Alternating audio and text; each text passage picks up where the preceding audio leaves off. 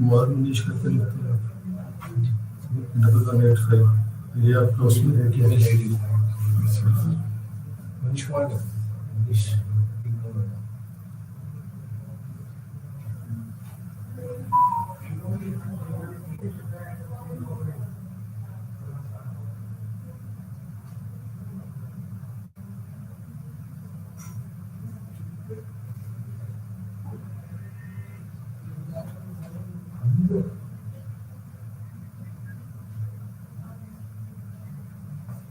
अच्छा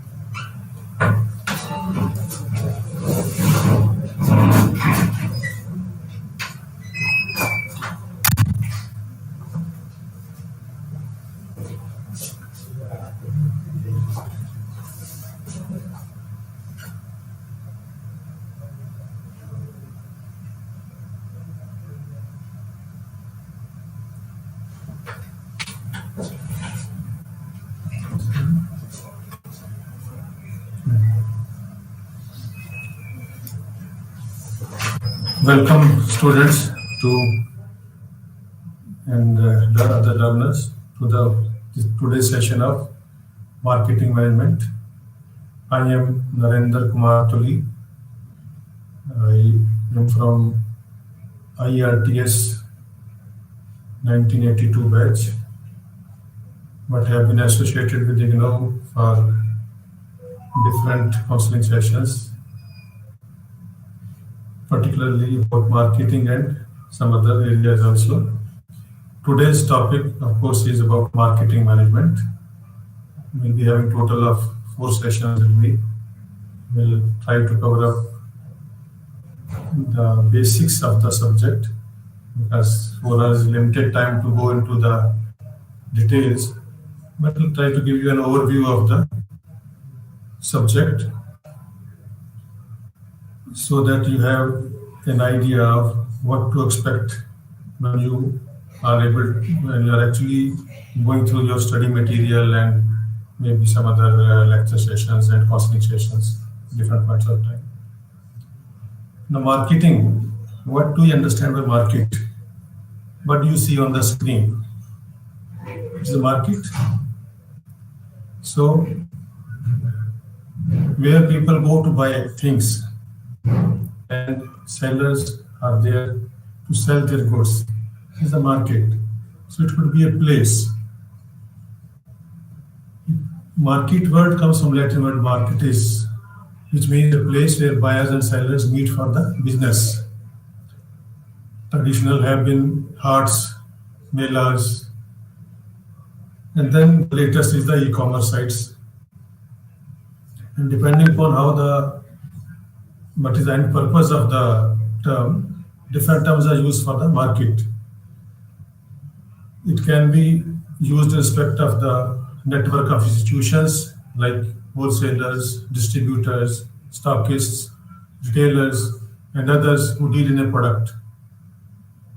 It can also be used as like say we say, is there sufficient demand for the black and white TVs now? No. There's no market for that. So it can be used in that term also. There are 2 meanings related to this. Wholesalers and other institutions which are part of it. Without that, it will not be possible to serve the customer. So the demand part, the demand for a product is the result of what the customers are willing to buy and have the capacity to buy. Markets can be broadly divided into the 4 types. Consumer markets. We all are consumers. We buy goods, we avail services, essential commodities, cosmetics, detergents, so many other things. We avail services, banking, insurance, transportation. So they are consumer market. Business markets, which are those are business customers. Industries, other business houses, they buy things to be resold. They buy raw material to be manufactured into the other products which are sold again into the market. They are the business markets. Global markets, vis-a-vis the national markets, refers to all those markets which are beyond the national boundaries. Multinationals work there.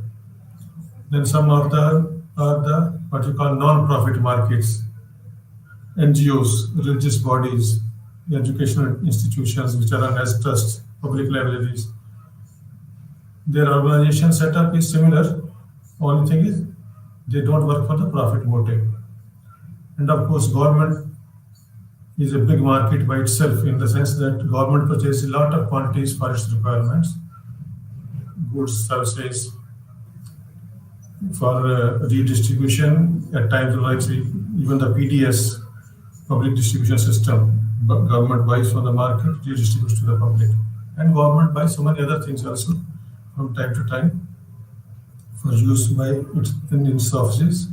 And of course, PSUs, public sector undertakings, there is a whole lot who are buying goods and then selling them also in the market. we have been talking of the market. What is marketing? Whatever we do as part of the our process of buying things, and the marketeers do making it available to us, are linked to the marketing. So marketing is an activity. Marketing activities and strategies result in products being made available that satisfy the customer, while at the same time they make some profit for themselves. They are not doing it as a service. They are doing it for making some profit for themselves too. But at the same time, they result in the products being available to the customers who feel satisfied by making use of those products or availing of those services. So the marketing can be defined as, if you have to give a definition, process of ascertaining consumer needs, converting those needs into the products or services, and then moving those products and services to the final consumer. Emphasis is on profitability. It should result into some profit for the seller. At the same time, it should result into customer satisfaction. And in the process, resources which are being used must be put to optimum use as far as the organization is concerned. Philip Kotler, one of the management gurus, had used the term meeting needs profitably. We meet the needs, but at the same time make profits too. American Marketing Association had defined it as performance of business activities that directs the flow of goods and services from producer to consumer or user. This definition was subsequently revised to the activity, set of institutions, and processes. Activity, set of institutions, and processes for creating, communicating, delivering, and exchanging offerings that have value for customers, clients, partners, and society at large. So in this revised definition, the importance of exchange process has been highlighted. What is exchange?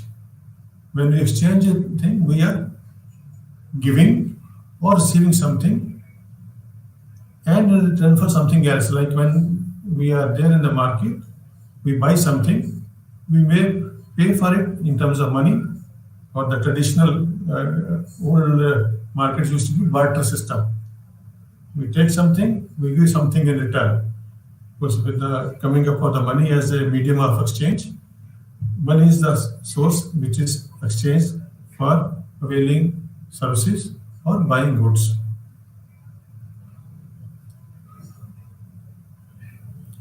Philip Kotler had stressed on another thing: superior customer value. What is the value? When you buy something, you pay a price, that is the cost for you. Then you expect certain benefits. Those benefits depend upon the quality, service, and the price.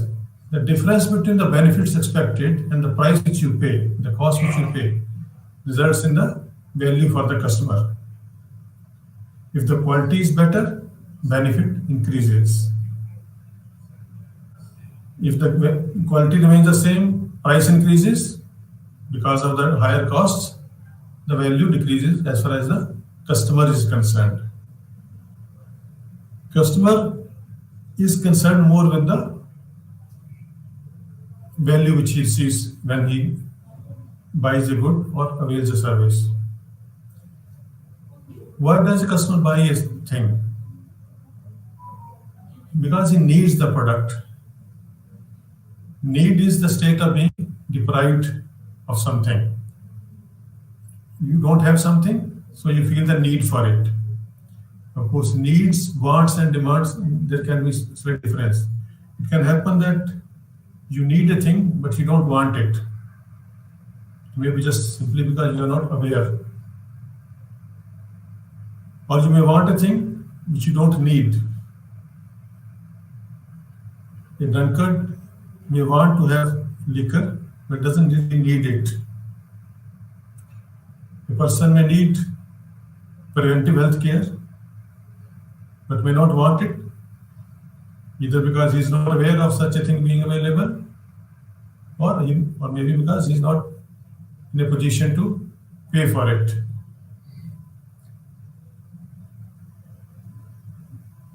If a customer wants something, he needs it also, and is willing to pay for it, then that results in demand.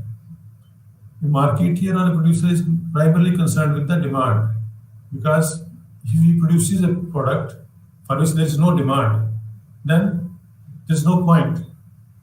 So, demand is basically a need backed up by the capacity to pay for it, which is met by the supply made by the marketeers, producers, service providers. In this context, a reference is made to the Maslow's hierarchy of needs. You might have read that as part of HR also. Maslow describes these needs in distributes these in the 5 categories. At the bottom are physiological needs: food, water, shelter, which we all need. Then come the safety needs, need for the security, protection, insurance, banking products, vaccinations. They are part of the safety related products and services. Social needs, you want to belong to a social group, you want to be loved, you want to receive love from the people around you.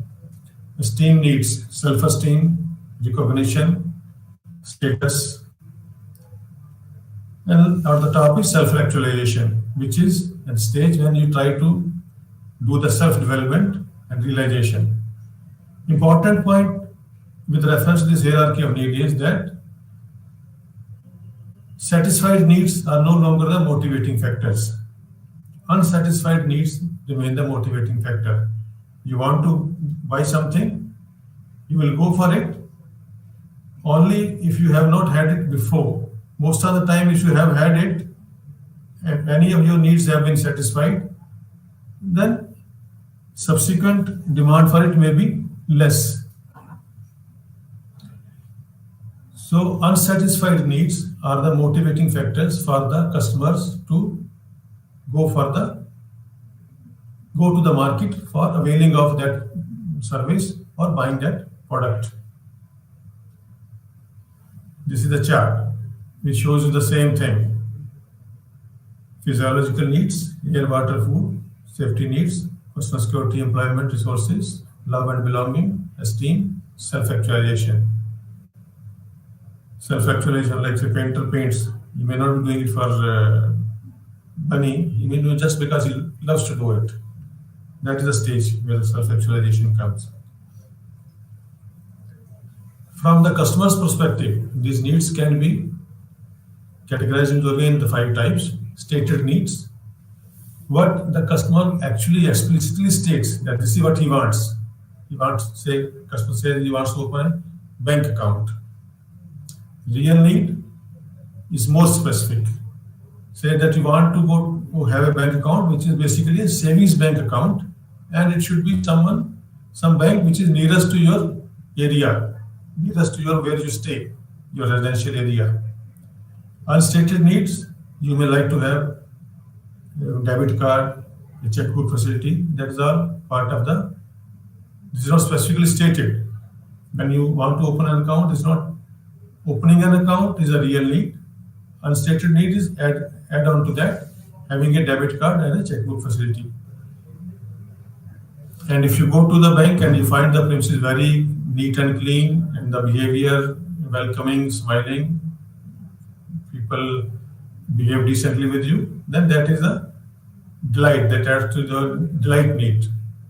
Secret need, you may not want to admit, but it's possible that you are not comfortable with the net banking, so you don't want net banking. That is in your mind, but you don't want really to share it. This is the needs as seen from the consumer's point of view. Now, what does a person actually want is affected by the individual's personality, the society which he grows up in, the social culture which he is exposed to, and as I mentioned earlier, the wants which are backed by the willingness to buy and the purchasing power. People, everyone may want to have something, but they may not be willing to go for that, or even if they are willing to go for that, they don't have sufficient purchasing power, which will result in the demand. As a marketer, companies, producers, they try to price what does a consumer need and wants also, so that they can produce goods and services which can meet those unmet needs of the consumers and fulfill those needs. Now, we have been talking of markets, marketing, activity, needs, wants, customer. Now, we make a fine distinction. Normally, terms customer, consumer, user may be used loosely, interchangeably. But as a marketing student, you should know the difference. A customer is a person who buys goods, but he may not actually be consuming that or using that. What can happen is that a head of the family buys the goods and the rest of the family consumes those goods. So, user or the consumer is the whole family, whereas buyer may be only the head of the family. Consumer and user are the interchangeable words,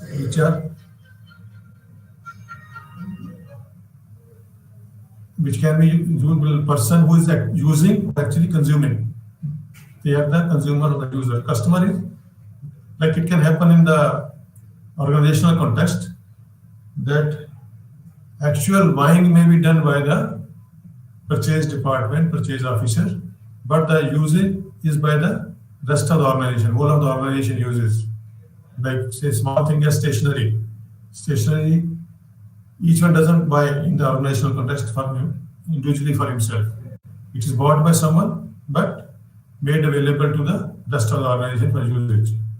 So, customer and consumer could be different persons. Of course, sometimes it can happen that the customer and the consumer will be the same. Like say electricity, you buy electricity, you are user also. Could be the same. But this distinction is important to be understood by the marketer, because idea is that whom will you target for your marketing activities. Another point to be noted here is that why does a customer buy his product? You buy a physical product, but at the back of your mind, the idea is that what are the benefits which you will be able to avail from that product. Benefits will be actually from usage of that product, and it will come if the quality is better, you feel happier. If the after sales service is better, you feel even more happier. Warranty, repair cost, home delivery, all these are the aspects which are there associated with the buying of a product. More of such benefits available, happier the customer is. And of course, we presume that customer is a rational person. When he buys a product, he evaluates all these benefits and the price which he is required to pay. And it is not only the price, but the customer pays price in money terms. In addition to that, he spends some time. He makes efforts. Some energy is spent for making purchase of that product. So for the customer, value of the product is total benefits which he receives minus the total cost. Total benefit will be what he gets by consuming it and the other related services. after sales service, free home delivery, warranty, repair cost. All these are part of the benefits. And costs include the price spent, the money value, and the efforts and the energy spent for that. So, as a marketer, what you are supposed to do is you add more value. If you add more value, then the customer will prefer your product that of your competitor.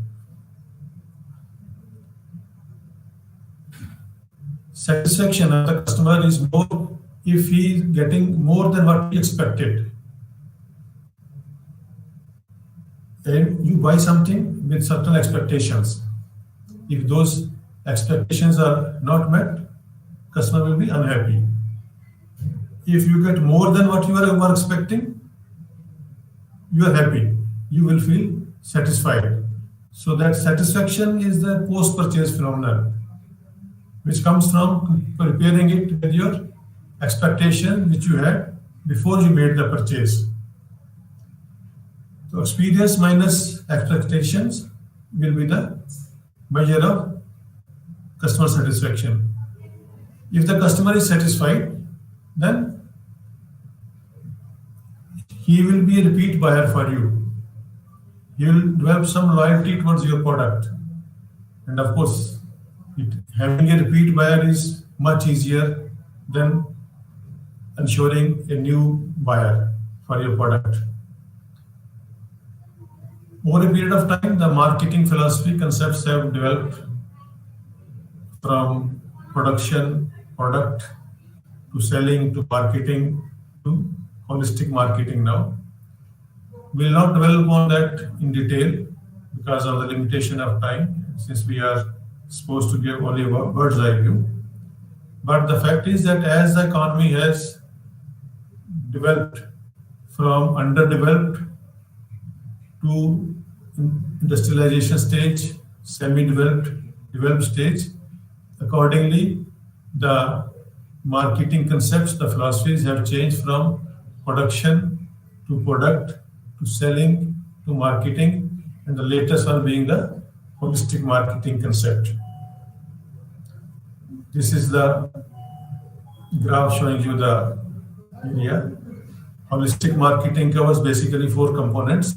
Internal marketing, which covers your marketing department, senior management, other departments within the organization. Integrated marketing, communications, products and services, and the channels. Relationship marketing, relationship with the customers, with the partners, with the other channels. And performance marketing, performance in terms of the sales revenue, brand and customer equity, ethics, environment, legal, and the community at large. As is mentioned earlier, we are not going into these details. The purpose of it is that relationship marketing should be mutually satisfying, long-term relationship with all the stakeholders. Integrated marketing, mixing and matching of marketing activities to maximize individual and the collective efforts. When each of the marketing departments related in the organization work together, then the organization happen to see the marketing success. So that is why it is called integrated. It is not only marketing which is involved in the marketing process, but all the departments within the organization. Internal, it is not only that customers which are there to whom you sell the products, you have to do the marketing, you have to sell the ideas to your staff also, your employees. That is internal customers of the organization. Performance marketing, of course, getting the financial and non-financial returns for the business and society at large. The next step concept in this is the marketing mix. When we talk of marketing as a function, as an entity, there are 4 P's involved. Actually, these are the 4 names, product, price, promotion, and place. And since all those four start with the word P, we refer to it as the 4P. Taken together, all four P's are term used is marketing mix. When a firm decides to have his marketing strategy, they may use all the four P's in different possible combinations. It is not necessarily that each one is equal this thing. These four P's can be used in different possible combinations, adding something, detecting something, modifying something, so that your marketing strategy is linked to your product, your market, your competition. So how do you do a marketing mix? You make use of these four P's, fine. But how do you go about it, the process? First thing is identifying the unique features which the product will offer to the customer, and how that particular feature is important for the consumer, why he should go for this. Then you have to understand that what the consumer actually needs, whether the features which you are trying to identify, whether they match the needs what the consumer has, what value he will associate with that particular feature. Then the third step is trying to understand the competition. What price the competition is charging, what discounts they are offering, what warranties they are offering. Next step will be evaluating the options where the customer is more likely to make the purchase. Whether like say these days it is possible to do it online also, whether it will be going to the offline shopping market or he'll buy it online. So many different options are available. Then communicate to him, to your customer, the price, the place where it will be available. All this becomes part of your promotional efforts. It should be ensured that what you want to communicate is in a way which the clearly understood by the consumer. And all these have to be correlated, because all marketing mix variables, these four P's which we are talking of, are interrelated and interdependent. One will affect the other. So you have to decide based on your market, your product, what is the best mix, in what combination they should be used so that they result into the best mix.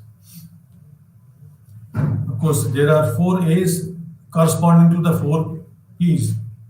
When you talk of product, then the product has to be acceptable from the customer's point of view. In terms of the product design, the brand, that. Then corresponding to price is the affordability. It has two dimensions: ability to pay and then willingness to pay. He may have the ability to pay but may not be willing to pay, so he will not buy it. So price related to affordability, related in turn to the ability to pay and willingness to pay.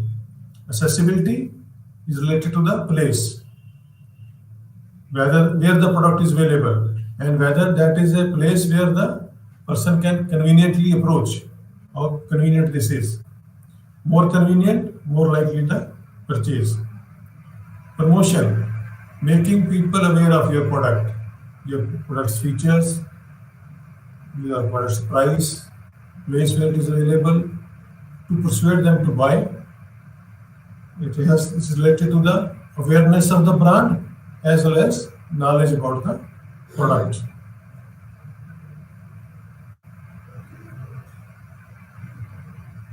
Marketing strategy has to be a proper mix of the four P's of the marketing with reference to a particular target group. The target group or group of customers is called marketing segment. When we talk of marketing strategy, we talk of the segmentation targeting, and positioning. Short term used for this is STP, segmentation, targeting, and positioning. Before we go on to the process of segmentation, targeting, and positioning, we'd like to tell you about the need for the scanning the environment. Just like we as human beings, we survive in an environment which is conducive to our upbringing, our growth. Like these is a lot of talk of pollution in the environment, sound pollution, the air quality index, and all those things. Same way, for the businesses also, if they have to survive and flourish better, the environment in which they operate should be conducive.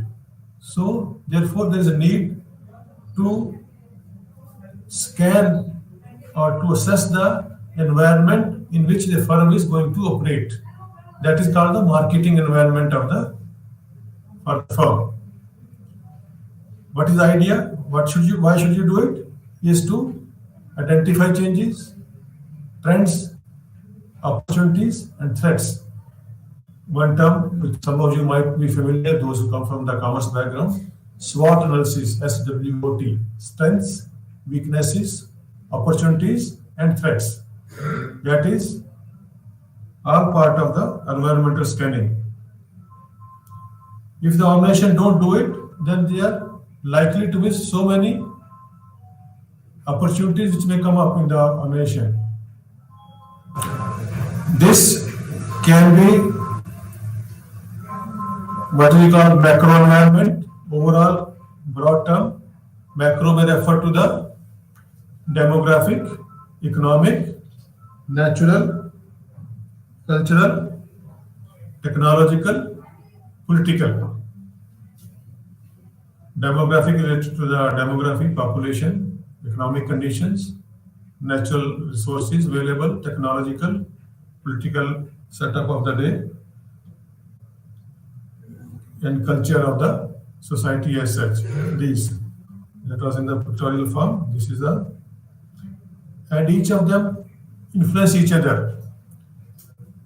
So you can't ignore one. You have to consider all of these factors. Similarly, as we have talked of macro, you have the micro environment. Micro for the companies, internal. Macro is referred to sometimes as external and micro as internal. Micro is company, the suppliers to the company, marketing intermediaries, your competition, general public, customers. Here, I would like to clarify that distinction between micro and macro may not be watertight.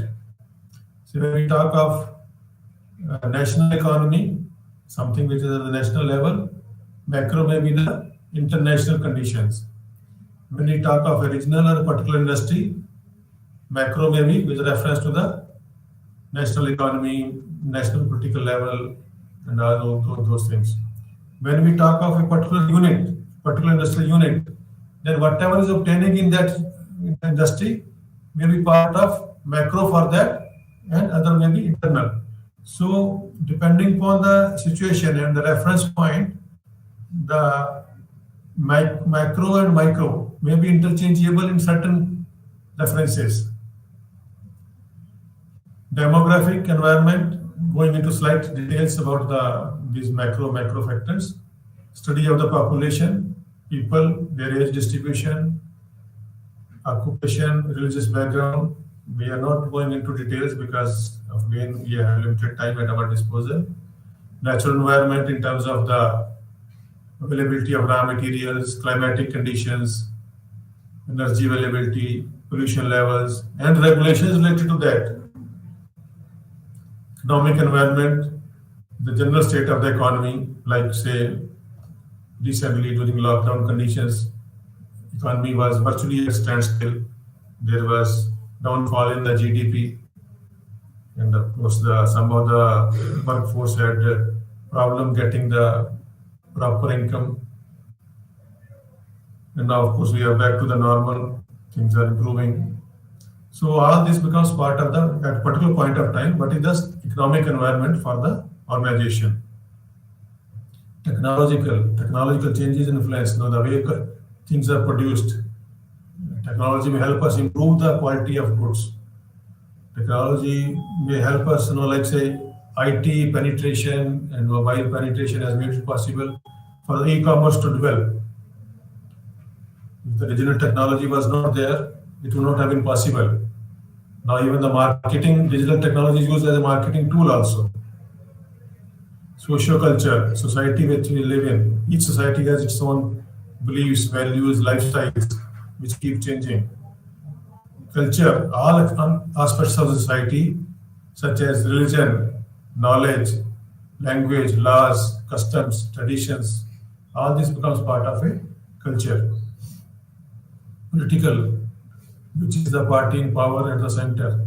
Broad categories are now considered as the labor-oriented, left-leaning, or capital-oriented, right-leaning, broad categories. There could be other combinations and this thing. Depending upon the legal system may also be different, more favorable to the capitalist, more favorable to the labor, like that.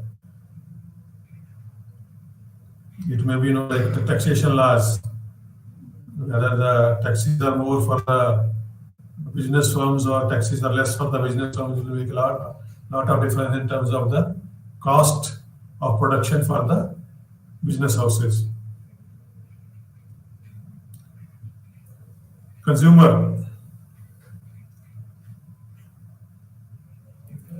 is the ultimate target whom the marketers try to convince about the quality of his product and why he should buy his product vis-a-vis the competition. Any failure on the part of marketer will result in the business not taking off, and finally the firm will fail. And of course, with the customer also, factors to be identified, to be monitored include what need he has, what is his purchasing power, how does he buy. Buying behavior basically means how does he buy the products normally, and whether he keeps on changing, whether his preferences keep changing from time to time, or he's consistent. So like some people buy a product, they buy one particular brand and they stick to that brand. Others will keep on trying the new things.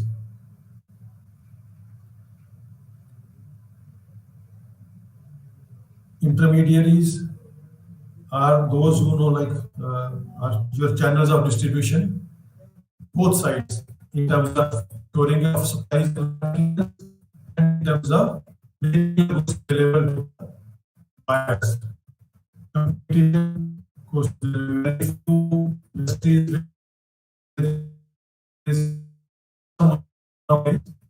but most of the time, some competition is bound to be there, and there may be entry barriers in terms of how easily you can enter that particular market, and it may be regulated by the government also.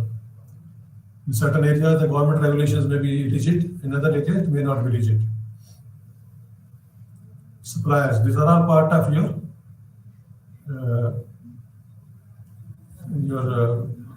environment. These are the constituents of your environment.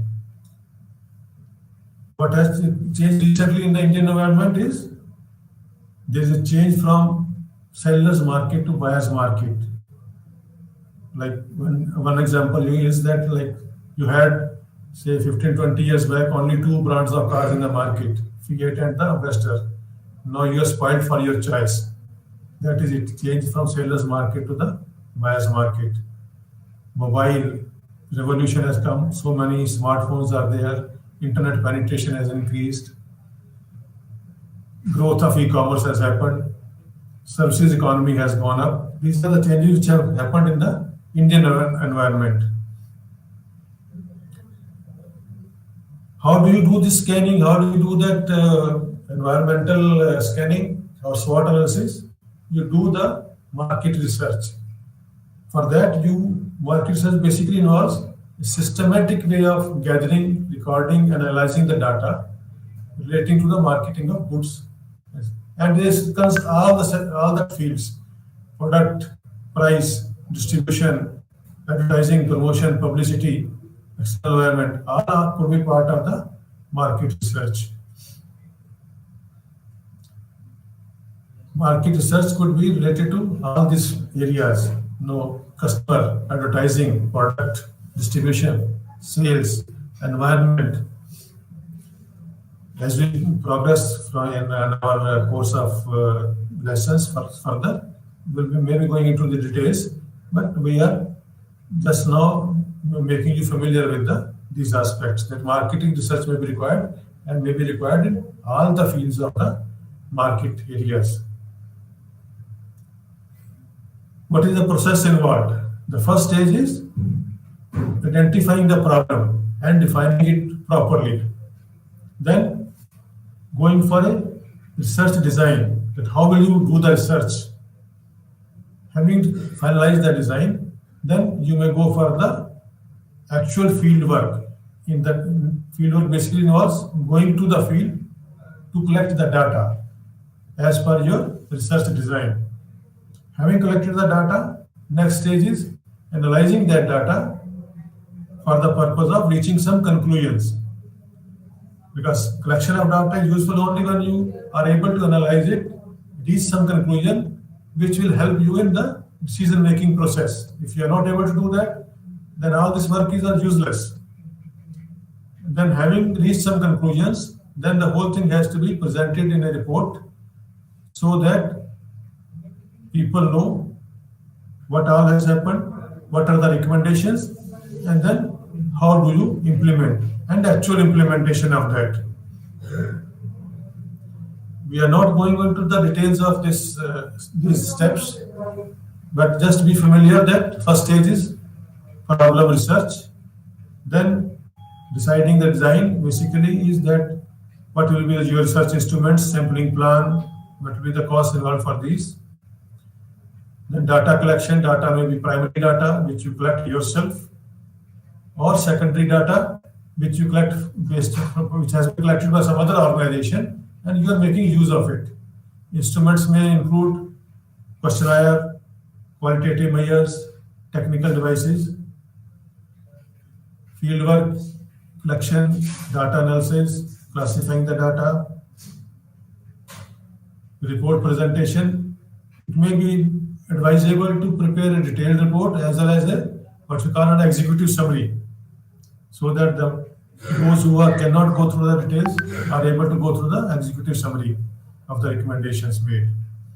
And the recommendations, the findings and observations may be made in tabular form, graphical form, and all those things. Then we had talked of as part of this segmentation, targeting, and positioning. A market, as we had mentioned earlier, that demand for a particular product with reference to a general need may be referred to as the market. Now, same need can be there, but segments may be different. Like say, you buy stamps, you may buy stamps for usage as a postage. You want to post something, you buy the stamps for postage. Or you may be one who is in the philately, you collect stamps. So you may buy that first day stamps, first day covers for collection purpose only. So product is there, two different persons are buying, but their purpose is different. So they belong to two different market segments. Similarly, a bicycle. A person may be buying a bicycle for commuting to the office and back. Or a person, he may be a rich person, having a car for going to the office and back or to the factory and back, but he buys a bicycle as a health aid, for the purpose of instead of going to the gym, he uses that bike at home, stationary bike, for the exercise purpose. Again, same product, slightly different variant, but used by people for two different purposes. So they belong to two different market segments. So based on the similarities of the people and the differences in their why the people buy the products, we can divide the whole market into different segments. People who have similar aspirations, similar needs are brought together. That is one market segment. People who have slightly different perceptions, maybe for a similar product or same product, they are in a part of a different market segment because they belong to a different subclass of the market. So this process of making a distinction between different subsets or subclasses of the customers is what is known as the process of market segmentation. Basically, the process is dividing the market into different sections, different groups, so that you can decide which particular subset you will be willing to serve. Of course, it can be carried to an extreme where you can, the subset may be smaller and smaller. Extreme case will be niche marketing where you are catering to a very small group or maybe just one person. Like say you have for clothing, you have a market for the ready-made clothes, and niche is when you actually go to a tailor, buy the clothes, go to the tailor, and he takes measurements for you and stitches the suit exclusively for you. It can be that small.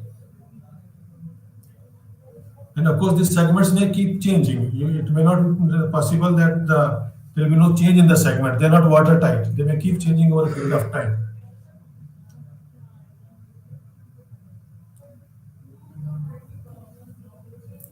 What is the benefit by segmentation?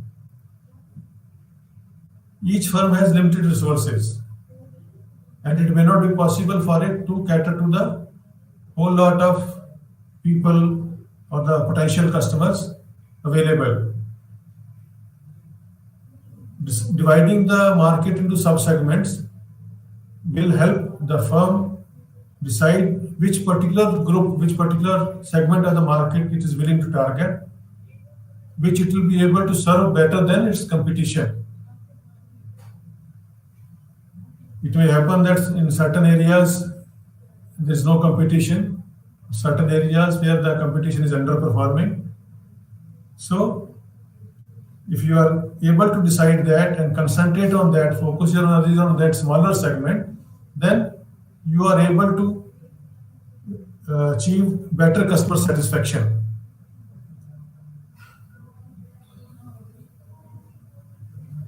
Now, whether the segments are actually effective, the process of segmentation, whether it is really useful or not.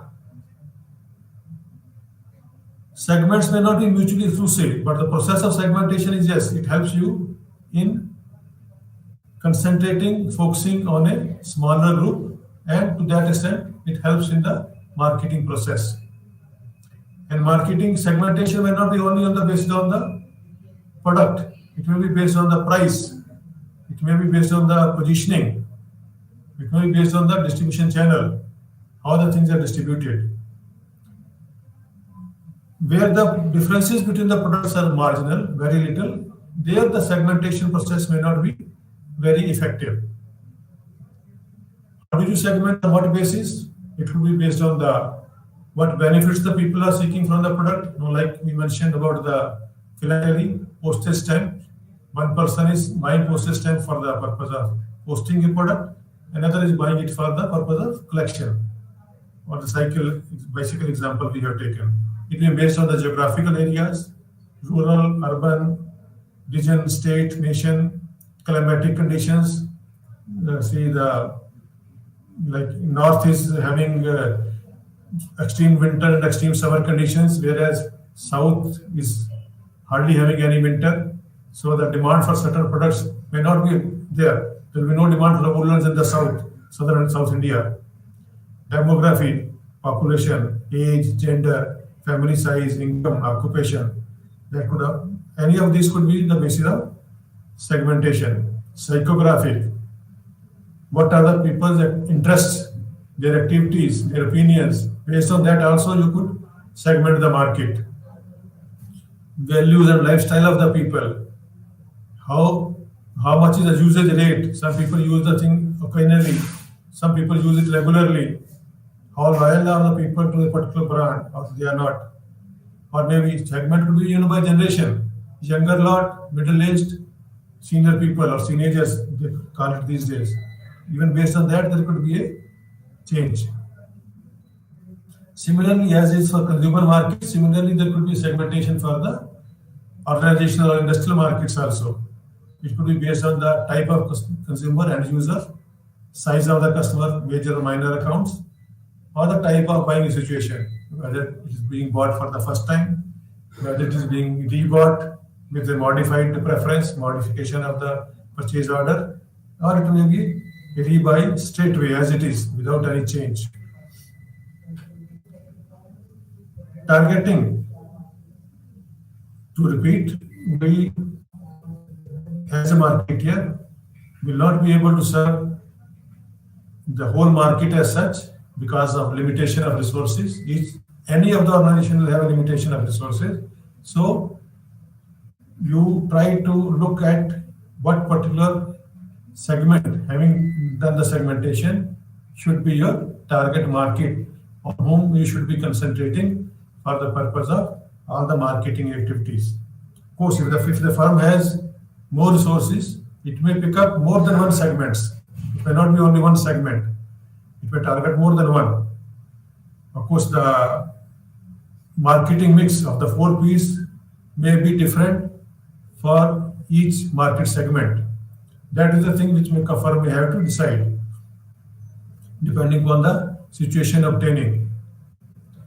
Company may focus more on the, depending on where it has the advantage, it may be focusing more on the production, finance, personnel, etc. And while deciding picking up the market, you will have to look at the what is the size, not only the current size, what is the growth potential. If there's no growth potential, then it may not be worth focusing on, may not be worth targeting.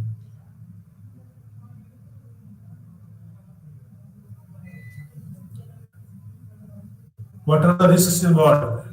What kind of profits you will be making? What the competition is doing there? What kind of competition you will face? Whether you will face competition in terms of the promotion, whether you will facing competition in terms of the product or in terms of the price, because it may be possible that yours is the first time you are entering the market, or that there are already well-established competitors in the market. So how much will it cost to enter that particular market, and how much you are likely to gain? So that cost benefit analysis will have to be made before you decide to target a particular market. And whether that particular segment is durable enough, like it will not be like fashion segments. They are not stable. Fashion or the fads, the preferences of the customers keep change very fast. So in those segments, there will be change quickly. They won't be durable. And people may keep on moving, from one segment to the other segment, depending upon, like say, I am in one income segment today. I move on to the other segment, income segment tomorrow. So I may move on to another market segment. So all these considerations have to be there while targeting the market, and whether the target market is easily accessible for you. It may not be.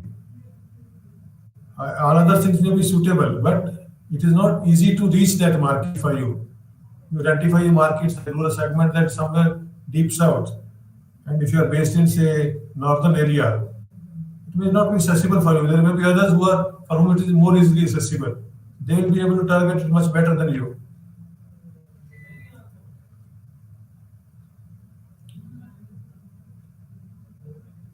This is again based on all these criteria. You have to do the evaluation and then do the selection. It may be based on the product, it may be based on the particular market, or you may, if you are having large resources, may decide to do the full market coverage also.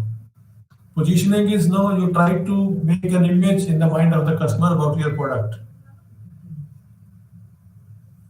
Like say one example which can be taken here is say soaps. Why do we buy soap? Soap, the basic purpose is bathing. Bathing is for the purpose of cleanliness, hygiene. Now you find soaps, there are so many different brands from the different firms which are there. And each of them, they try to position their product differently with minor variation. Like one jingle which you remember, Lifebuoy है जहाँ तंदुरुस्ती है वहाँ. What they're trying to emphasize on is health, hygiene. Or say Dettol soap, germs, emphasis is on the germs. Or say some of these premium brands, Lux Supreme, Dove, Pears, they market their soap not as a soap but as a beauty aid. Their jingle or the lines which are associated with the promotion are soft skin, glowing skin, like that. So what they are trying to do? They are trying to create a certain image about their product, according to which the customer will have a certain perception. That perception will be the basis on which the customer is going to buy the product. Whether his preference is for the something which is gives him the glowing skin and is a beauty aid, or something which gets help him rid of the germs, or something which helps him rid of the general hygiene, get the general hygiene, get rid of the dirt and all. So it is all the purpose is to create a perception in the mind of the image with reference to your product as referred to by the competitor. So this may be done high level of marketing communication, but through different medias, social media, print media, TV, other things. So of course, it may not be possible for the customer to make use of all that information which is being made available. Though all consumers act in a rational manner, but the capacity to absorb all that information, process that information, and not only capacity, the time availability to process that all information may be limited. So positioning has to take into account that customer. Of course, that is why you find that there is repeat promotion of the product, because it is understood that everything will not be retained by the customer. So if you are able to do it effectively, then the sense of that brand is easily conveyed, and customer is able to identify what benefits he will be able to get from the customer. So promotion becomes more effective. Well, for developing a positioning strategy, you do the industry analysis, competition analysis, positioning of what of your competition. You try to find out what are the points of difference, what are the points of parity. So you try to find out what is more profitable, what is more affordable for the customer, and what is preemptive as far as the competition is concerned. The competition is not able to compete with you easily. And accordingly, you decide the positioning theme. What will be your positioning? You may refer to your competitor's product in your positioning, you may not refer. So if you refer, it is called explicit. If you don't refer, it is called implicit. You may position based on the price, And of course, positioning can be, under positioning or over positioning, depending upon, like say, what what is perception of the consumer. It may change. So accordingly, you may have to do the over positioning or under positioning. We are coming to the end of today's session. Hope I have been able to give you an overview of these topics. We'll continue on this in the next class. Of course, as I mentioned earlier, that it is just to give you an overview because of time constraint. We are not able to go into the details. But I expect that broad idea of the subject is very well conveyed. Thank you, everyone. Thank you.